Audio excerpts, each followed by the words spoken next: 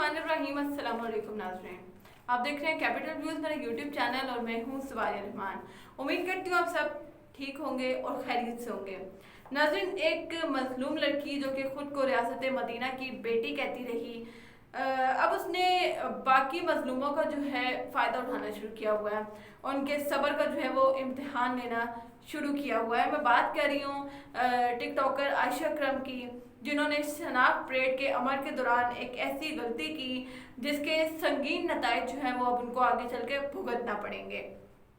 नाज़रीन, इससे पहले आपको ये बताती चलूँ कि गुज़िश्ता समात के मौके पर जब शनाख्त परेड का अमल होना था तो ये मुहतरमा जो है वो अदालत पेश नहीं होती।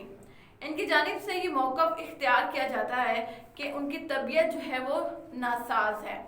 लेकिन सवाल एक उठा था इस वजह के आगे कि क्या इनके वकील साहब, उनकी भी तबीयत ख़राब है, क्योंकि वो भी अदालत पेश नहीं हुए थे।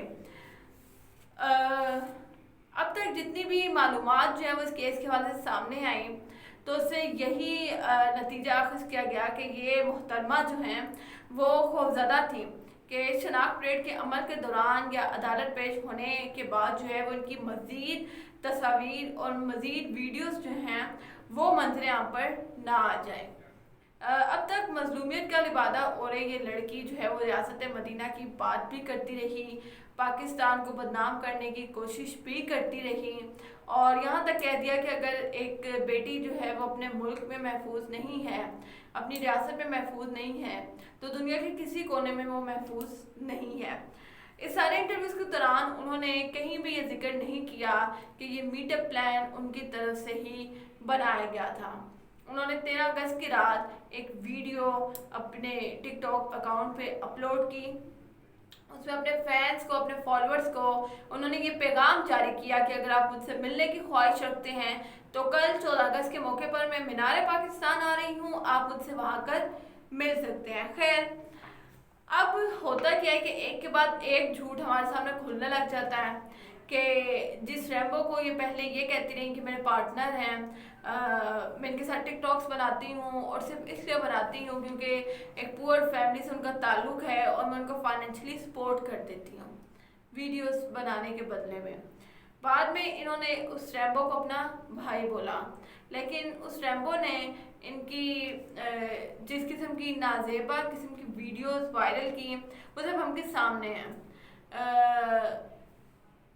बहुत सारी ऐसी पिक्चर्स जो कि मेरे ख्याल से कि नहीं आनी चाहिए थी मंजर आम पर। अगर ये सारा वाक़या भी ना होता, मुल्क को बदनाम ना किया जाता, तो शायद आपको भी अवाम इस तरह का जवाब, इस तरह का रिएक्शन ना देती। खैर, गुज़िश्ता रोज़ जो है वो ये मुहतरमा अदालत जाती हैं क्योंकि मुल्ज़िमान की शनाख्त परेड का जो है अमल वो शुरू होना था। 104 में से 6 मुल्ज़िमान की इन्होंने शनाख्त की, लेकिन आपको एक अहम बात बताते चलूँ कि उसमें से भी 4 मुल्ज़िमान की शनाख्त गलत की गई। जुडिशल मजिस्ट्रेट ने अपनी जो ड्यूटी है वो सरअंजाम देते हुए शनाख्त परेड की रिपोर्ट जारी कर दी, जिसके मुताबिक जो है वो आयशा ने कपड़े फाड़ने वाले शख्स की शनाख्त जो है वो कर ली, लेकिन 4 मुल्ज़िमों को गलत शनाख्त किया। वो कैसे गलत शनाख्त किया वो मैं आपको बताती हूँ कि ये जिन 4 मुल्ज़िमान को इन्होंने शनाख्त किया कि इन्होंने भी मुझ पर तशद्दुद किया, मुझ पर हमला किया, मेरी इस्मत दरी की, वो चारों मुल्ज़िमान जो है गुज़िश्ता 6 माह से मुख्तलिफ मुकदमात में जेल में कैद हैं। ये वो मुल्ज़िमान थे जो वहाँ पर थे ही नहीं।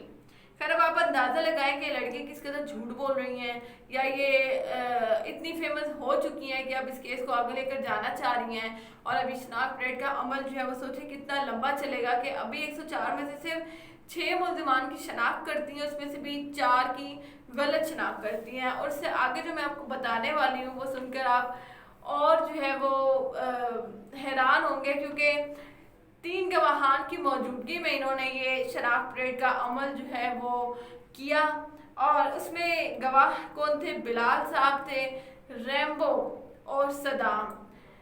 रैम्बो के बारे में आप लोग अब तक बहुत अच्छे से जान चुके होंगे कि पहले जो है वो सिर्फ एक पुअर फैमिली से वो बिलोंग करते थे, लेकिन बाद में पता लगा कि वो तो इनके बड़े क्लोज फ्रेंड हैं और एक साथ ये लोग किसी अपार्टमेंट में रहते हैं, और इनकी इन्हीं हरकत की वजह से जो है वो आयशा के वालिदैन ने उनको घर से निकाला हुआ है। तो ये मजलूम लड़की थी जिन्होंने ये सारा ड्रामा किया, और बकौल इनके कि मुझे नहीं पता, मैं तो वहाँ रैम्बो के साथ इंटर हुई। तकरीबन 3-4 लोग थे हम, के बाद में 6-7 हो जाते हैं। मैं सिर्फ रैम्बो को जानती थी, बाकी सब रैम्बो के दोस्त थे। तो फिर आस्ता जो उन्होंने कहानी सुनाई वो मैं रिपीट नहीं करना चाह रही, लेकिन फिर पता लगता है कि जो रैम्बो साहब है ना, कि इन्हीं का सारा बनाया हुआ प्लान था। ये आयशा से पीछा छुड़वाना चाह रहे थे। फिर हमने उन आयशा को जो है वो एकदम से बुरके में भी देखा, वो उस पर बात नहीं करना चाह रही, उनका पर्सनल एक्ट है, वो जो मर्जी चाहें, वो बुरका पहने, वो दुपट्टा ओढ़े, वो ना ओढ़े, ये उनका अपना ज़ाती फैसला होना चाहिए, उसके बारे में बात नहीं कर रहे।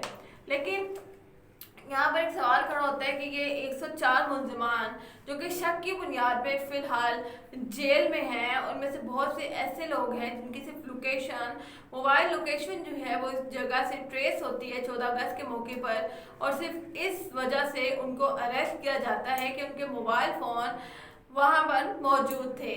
तो ये कार्रवाई होती है और इनको अरेस्ट किया जाता है, 104 मुलजमान को जेल में डाला जाता है। और अब पता लग रहा है कि उनमें से बहुत सारे मुलजमान ऐसे हैं जो कि वहाँ पर मौजूद ही नहीं थे।